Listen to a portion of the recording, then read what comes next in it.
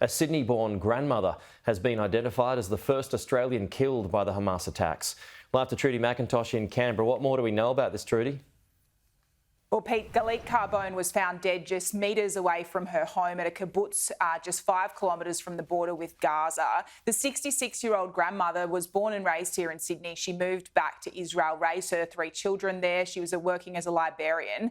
Her family here in Australia initially feared that she might have been kidnapped because they hadn't heard about her. They got that awful news, though, when Israeli soldiers went into the kibbutz that her body had been found along with more than 100 others, including her neighbours and obviously friends as well. Her cousin back here in Australia, Julian Cape, has told the Courier Mail that the idea that terrorists could walk into such a peaceful place and find an elderly 66-year-old lady and other elderly people and gun them down in cold blood, it's just devastating to feel that such a thing could happen.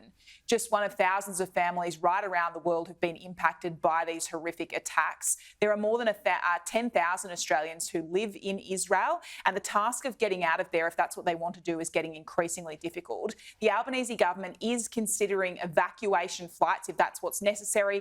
Other countries have already done this. This is the statement from Foreign Minister Penny Wong. She says that the government is assessing all options for Australians wanting to leave. We understand the difficulties with limited commercial options. They're telling people if they want to leave, and they do have a viable way to do that, that they're encouraging them to pursue that option.